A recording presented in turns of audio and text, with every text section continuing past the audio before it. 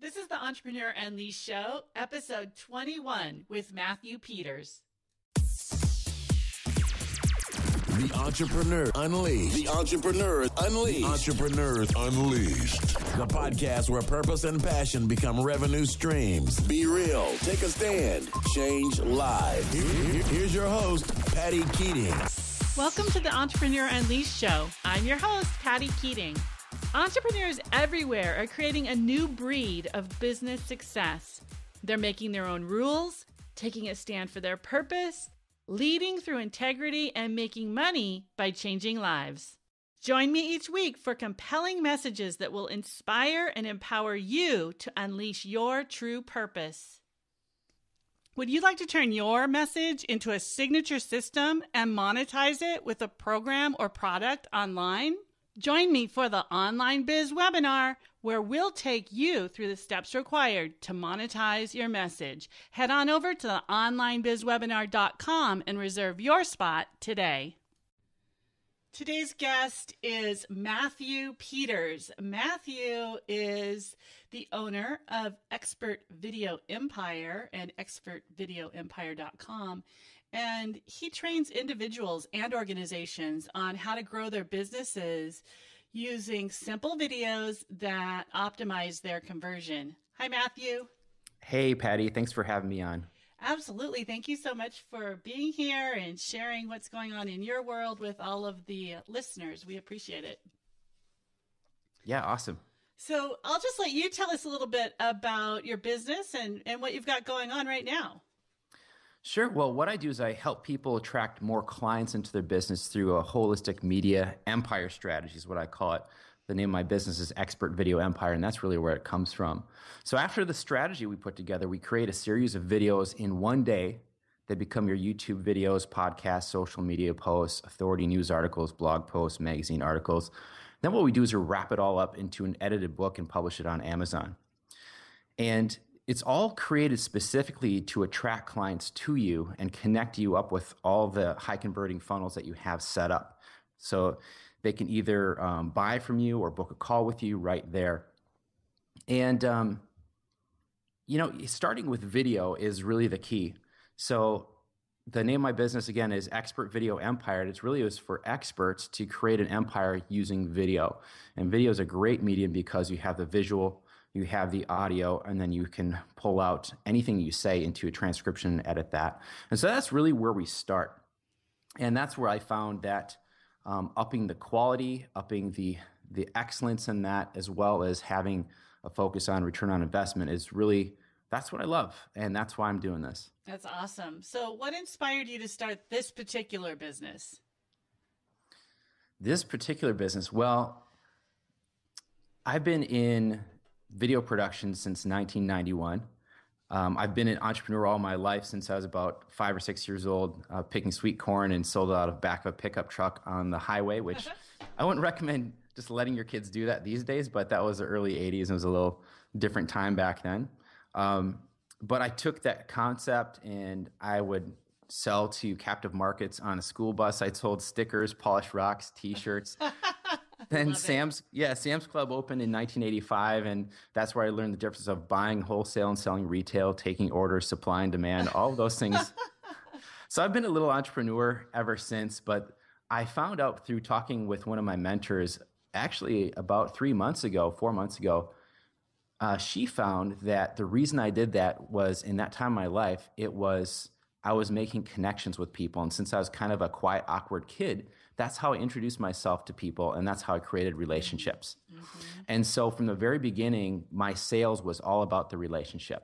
Mm-hmm. So forwarding to, I was in a band, and my parents had this vacant space. I created a recording studio, started recording bands, and I bought a video camera, and then from that video camera, started shooting videos and editing. So really since 1991, I was paid hundreds of dollars for some of the projects while I was learning. And, it's been 22 years, and I've just taken that through all the different mediums, the media that I've learned, and put that together into what I'm doing right now. And so it really grew sort of organically. It sounds like you expressing yourself, who you are, what you love to do, and putting that out for people to come, purchase from you. Absolutely. And being an artist, you can be a starving artist if you don't have any business sense. So fortunately, from a very early age, I had the communication skills and learned how to sell, small things, and just learned over the years that I had to create more value and to show up in a different way. And really communicating that value is what I help people with today. Okay. And visual communication is so impactful. I was reading the other day the statistics on the growth in video, and I don't recall the numbers, but it was jaw-dropping, the future of video. Yeah, people, I don't want to say people are lazy, but I just did say that, but I don't want to say that. But people really don't like reading long articles anymore. What they want to do is they want to turn on a video that gets to the point, that has a lot of value, and they like the person that is on the video. So that's really where your strategy should start. And I don't want to go right into teaching, but if I could help somebody with a video is find out what really is going to be the best value for them. And you had a guest on, and he's been a mentor and a friend of mine for a while, is Brian Horn. And one of the things he said in your interview is, how can I educate and advocate for the success of my customers? Mm-hmm. That is the key. I mean, he's got it, period, right there. Yeah. So how can you educate them and be their advocate for their success? If you put that into a video and get yourself out of the way, and just be entertaining about it, you're going to win. Yes. That's a beautiful thing too, because you're expressing yourself, you're adding value, and you're rallying. You're out there helping people make the transformations they need in order to get the results they want. Absolutely. And one thing I want to say is, if anybody looks at YouTube, which statistics say that people, just about everybody on earth that has a connection watches some YouTube video during the week, you'll notice that the ones that rise to the top they're all pretty much professionally edited, or they have they're a series. They have episodes. Just kind of like what you're doing with a podcast. Is people are looking to expect something from you, and they also know that's going to be a little bit different. It's going to be high value every time. So look at what's out there, and what Mike Koenig said. He's a brilliant media guy. He says we are now in the entertainment business. Mm-hmm. So if you're on video, you're an entertainer. Mm-hmm. So you also have to educate and advocate for the success of your clients while you're entertaining. Okay, let's talk about challenges. What major obstacles showed up for you along the path in putting this business in place? I'd have to say that the biggest thing was I was going after money and not after my heart or who I was at my core. And I turned a blind eye to my gifts and talents and looked to see what the big internet gurus were doing and what they were telling me, where the opportunities were. And so I followed several individuals, and one of them really was very talented and was very different than I was, different skills, and they were creating a new product and training every month. So that's what I did. I learned a new product, new training every month. And so I went from, creating lead generation strategies to CPA marketing to affiliate marketing, building lead pages or landing pages and such.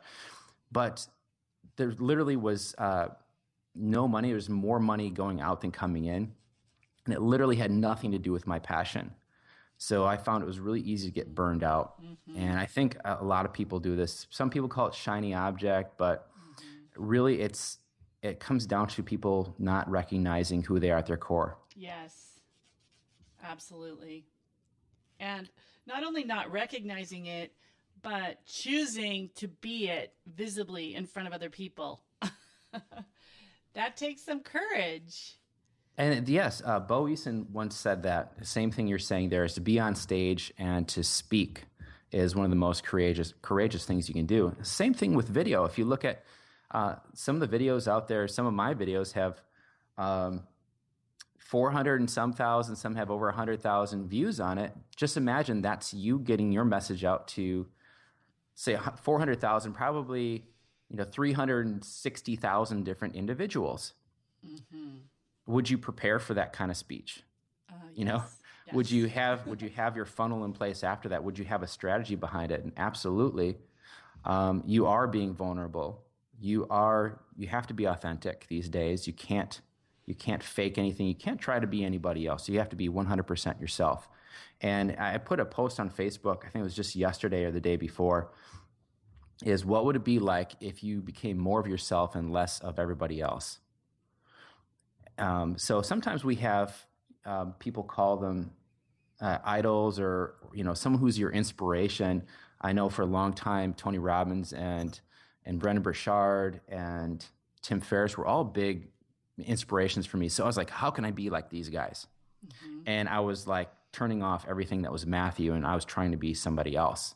And it wasn't until I took the time to look at all the history, all those decisions I made, and what worked for me and what resonated with me, what I was most happiest doing, that I really discovered who I am and started doing that. And before the podcast here today that's when everything turned around for me. Yeah. So how did you move through that challenge? Like, what had you really awaken to, okay, there's a problem here and here's the solution, and how did you move through it? I think originally what I did was the same as most people, is you work more hours, you learn more stuff, you attend every seminar you can. But I was really fortunate to have someone kind of hit me over the head and tell me I was doing it wrong. And some people say, there's no right or wrong, but this woman, actually Jody Jealous, she said, I was talking with her, and I'll just tell you what happened because it might be a lesson for other people, is I shot some videos for her, and she says, these are great. Can I promote your product? I said, yeah, sure. She said, well, tell me about it. And I said, well, it's 96 videos. It teaches people everything they need to know about how to shoot video with an iPhone or podcast or, video cast and stuff. And she said, cool. How much is that? I said, well, it's $197, but for you, I could do it probably $97. And there's this big silence. And she's like, oh no, I couldn't do that. And in my head I was thinking, with $47, I can't do that. That's not enough. And she said, no, it'd have to be something like $597 or $697. I was like, what? It's like, no, everybody in my market is doing 97 or 197. Like 197 is the height. That's the height. And she says, you need to talk to this guy, Kevin. And for people who don't know who Kevin is, Kevin Nations, he is a genius in creating simple systems and sales, and brilliant guy. She had me talk to him. But really the thing, if I were to answer your question, was I found a mentor who asked me the tough questions and took the time to teach me different ways of doing things and fix my broke thinking. Mm-hmm. So what lessons did you learn as a result of that? If anybody's seen the movie City Slickers, by the name of Curly, I think it's Jack Palance plays that character, and he says the secret to life is doing one thing. And once you know what that one thing is, that's when you have success. So it's so true that a lot of entrepreneurs, we try to do everything on our own. And by doing that, we spread ourselves so thin and we get so frustrated and we go broke trying to learn everything. And then we also go broke on time. It affects our relationships with our significant others, with our kids, with everybody else, just because we're so much into our business mind that we don't take time to live life. And so we do it all in the sake of trying to save money. So the lesson I learned was really to find that one thing and find someone that can help you do that one thing and know what that is. So help you, I'm guessing like the mentorship part, but also you alluded to, you focusing on what you do best. So instead of trying to do everything in your business yourself. Mm-hmm. Absolutely. One of the things that Kevin taught me, and I didn't understand until he explained it to me, is he would go to events, and I know now other people do this. They go to events to meet people and to make money. I was like, well, yeah, everybody goes to events to make money. But he said, no, you find that you go there to network and you find out what the big hot new thing is and who was on stage teaching it. And then instead of buying their program, you hire them. You hire the best to do those things for you. And that was a big mindset shift for me, because I was thinking, well, they have a $2,000 program and then I can learn to do it myself and I can replicate it over and over. But what he was alluding to is you do your awesome one thing yourself, make sales with that, and then hire the best people to do their one really cool, awesome thing they're a rock star at for you, and you'll make enough money to pay for them plus by having the best people working for you. So that's really what I'd say about that. Yeah, that is a mind shift, isn't it? Mm-hmm. Yeah. So what are you passionate about right now in your business? What's happening? Being there for my clients to help them with their messaging and getting their message out in a far bigger way. And I love to do it with beauty and quality, and then also bringing their value into it and seeing them get results. So one of my favorite things is I love blowing my clients away when they see what we've created for them. As an artist, that's one of the things I love is putting my art out there and being appreciated for the quality of work I do. But then there's also the business side. That is, how are we going to deliver this to the market, and how are we going to get the results for them? So the thing I'm passionate about is doing things with excellence. And when I decided to make this big shift from what I was doing previously with the iPhone stuff and teaching people how to do things on shoestring budgets, was I said, if I'm going to make this shift, I'm going to show up as somebody very different than what I have been in the past, but I'm basically going back to my first love. And the passion part, I said to her, I said, if I do this, I want to go all out and do this with excellence. I do not want to do this half-baked. This is not something I want to kind of slowly, step into, feel the waters. It's like, I'm going to plunge in, and I want to be the best in the market, period.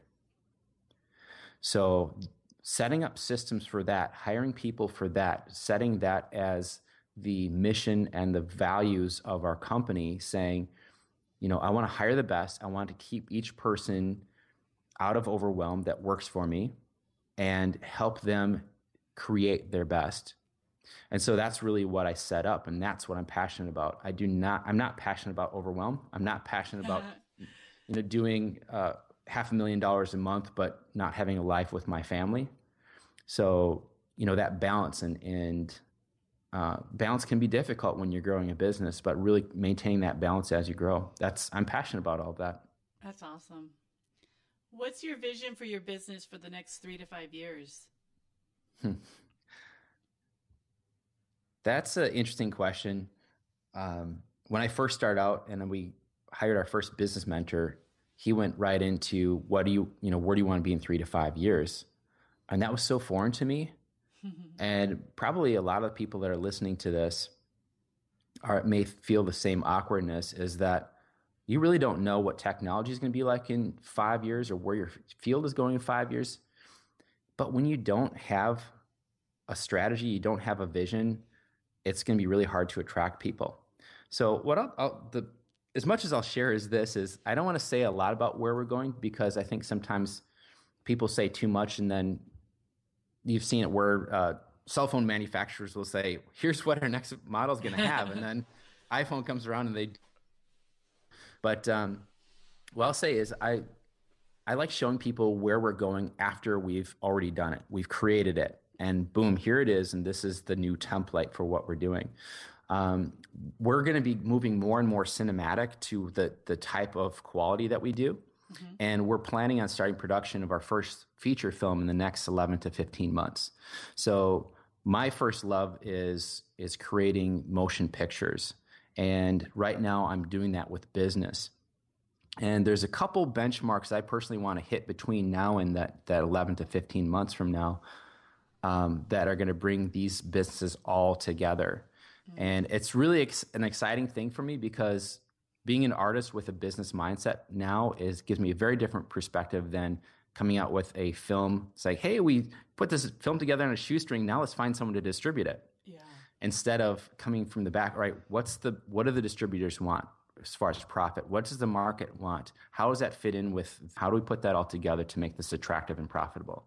So it's a very different way of looking at creating independent film or, motion pictures in general. And so we're moving that way. And that's something I'm really excited about. So if people want to know where I'm going to be in 5 years or 3 to 5 years, it's really taking what we're doing right now and then mixing that with feature film. Oh, that's very cool. Okay, now let's talk about personal growth a little bit. What's the best advice you ever received, Matthew? This was actually probably within the last 3 months. This was by one of my mentors, Adam Spiel. And on one of our coaching calls with our group, he said that his best systems require none of his time or input. And I was thinking, none of his time or input? How do you create a system that requires none of your time or input? So it got me thinking, how can I do that? What would it look like? So what we do right now is very complex. As a business, it's not simple like what Kevin Nations or another mentor of mine, Toby Alexander, it's not what they teach, is to have simple. However, my part in this business, this empire that I'm growing, is going to be simple. So I'm taking time to set up all the systems right now, so it requires very little input from me in the future. So the growth really for me is to not be the linchpin, to not be the man in the driver's seat of everything. So everything has to go through me. It's for me to put together systems of if this, then that. So if this happens, then this is what I want you to do. So I want to train the individuals that work for me in specific areas how I think. So if I can communicate how I think through things, then that's going to free up more of my time. So one thing that's really cool for me is when I see that people get it and they send me back work, I'm saying, yes, it's one less thing I have to do now, and just keep on. It's pushing me to communicate better. So, managing 12 to 15 people on a project that have over 200 steps in the whole process from someone saying yes, we basically had to put everything into a project management system, and now I have one project manager bringing on another one, and creating and I don't want people to think that I'm going to sell my business, but I really want people to think about, can you sell your business? Can you create something that is sellable, that has a value outside of yourself? So the growth I found, one of the things was after I had a bike accident and smashed my face. And my bike smashed my face right into the pavement on the street. And I was in the emergency room, and I made a video about it in the emergency room with my face all bloody. I thought, how can I be the guy on camera now? What would have happened if I would have been paralyzed from that as a coach, as someone who I'm the creator, I'm the linchpin. So taking myself out of the driver's seat in every situation it can screw with your ego a little bit, because I always want to be the Lone Ranger and the guy who gets all the credit, but really helping other people get the credit and empowering other people on my team and communicating them, what I like, but also empowering them to do what it is that they're best at. Mm-hmm. So what personal growth, looking back at all of, that's happened to you since you started this business, what personal growth would you say had the biggest impact, or what was the most, the experience that created the most growth for you, and what was that growth? I'd have to say going from doing it all myself to having a mentor.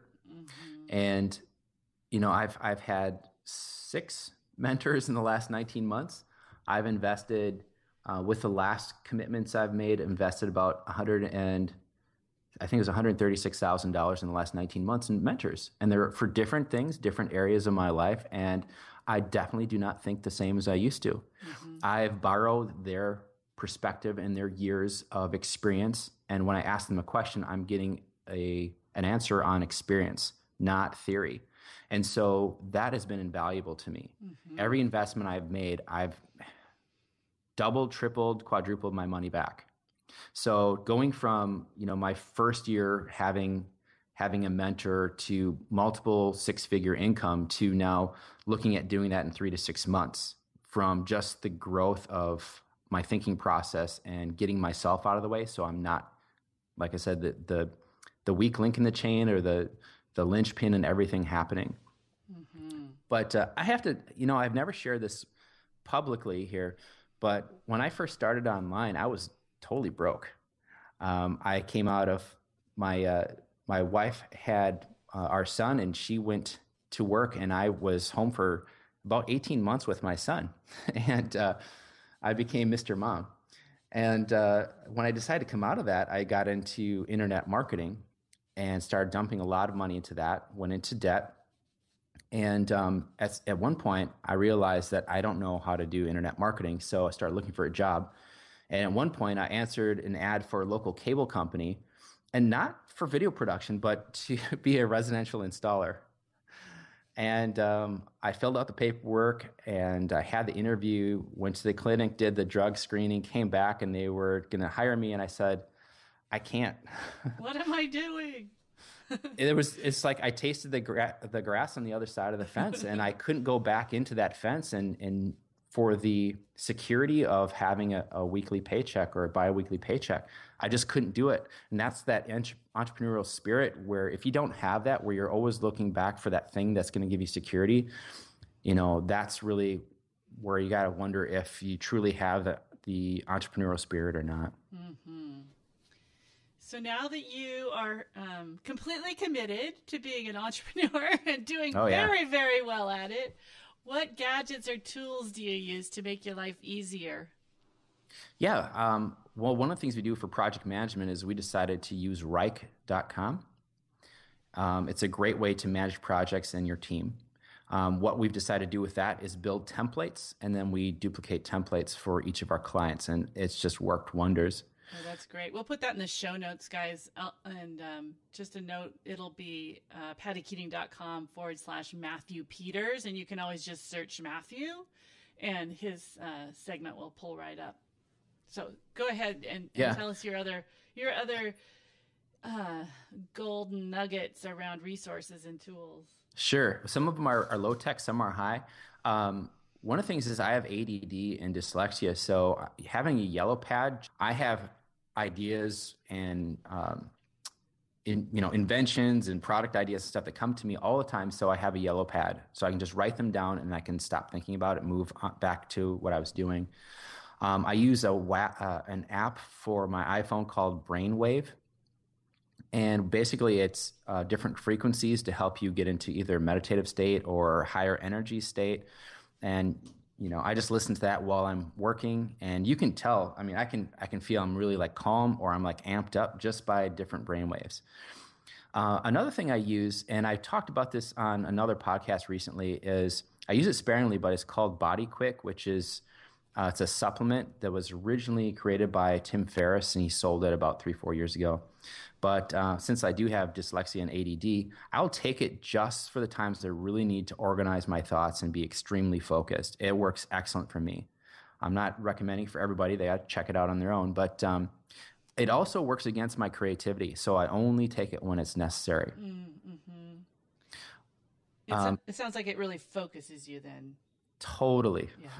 I've done it where been on stage in front of 350 people and talked,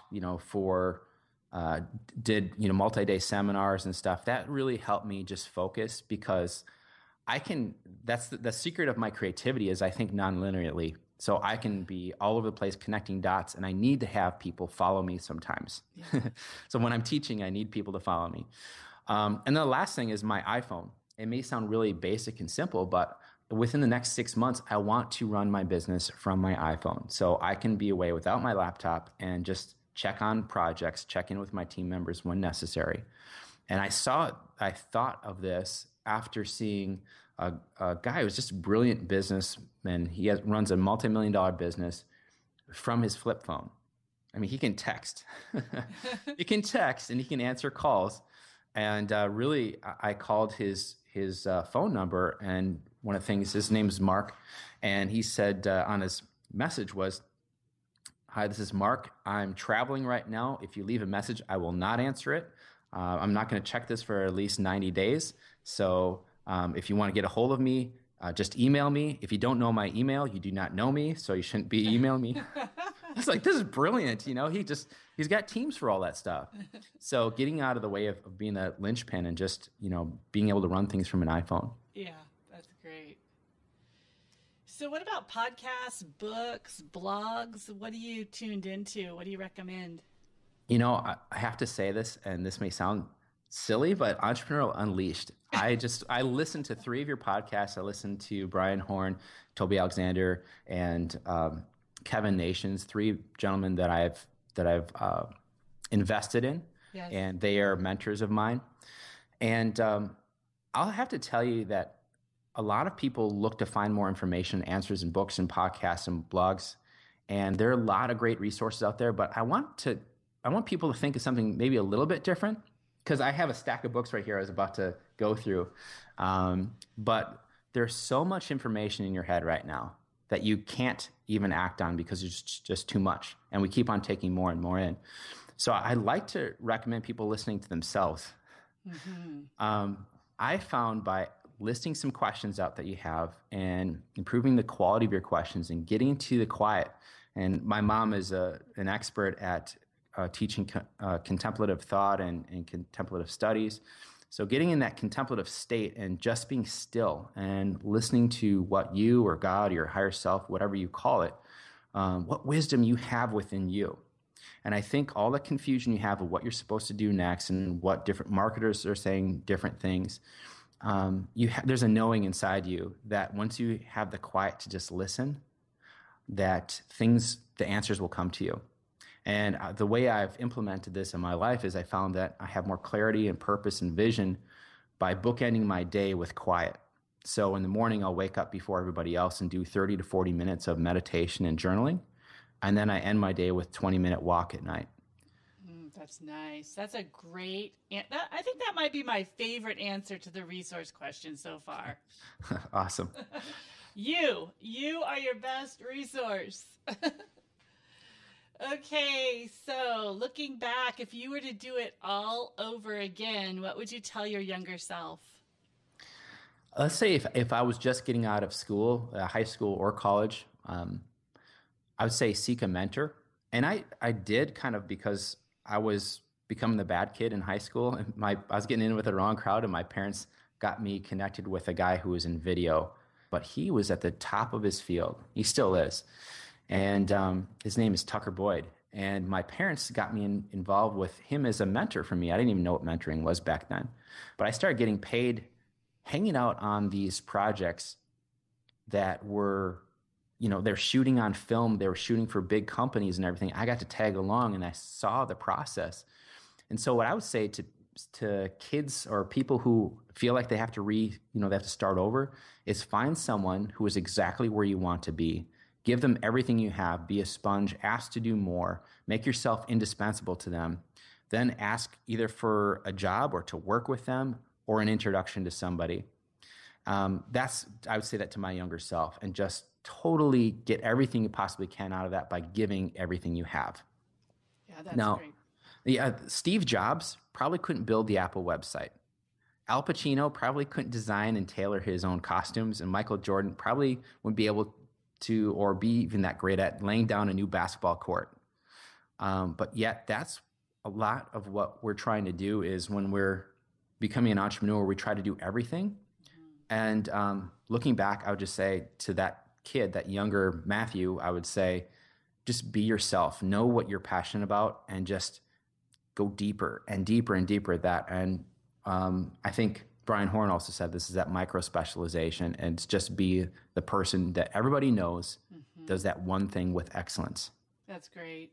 Thank you so much, Matthew. I really appreciate you sharing your journey, your insights, and how it's all unfolded for you. I know people will be inspired by this. Thank you so much, Patty, for having me on. Absolutely. Would you like to turn your message into a signature system and monetize it with a program or product online? Join me for the Online Biz webinar, where we'll take you through the steps required to monetize your message. Head on over to theonlinebizwebinar.com and reserve your spot today. I hope you enjoyed this week's episode of the Entrepreneur Unleashed Show. If you did, please go to pattykeating.com and let me know what you're up to this year in your business. While you're there, be sure to grab your copy of 5 Quick Ways to Share Your Expertise.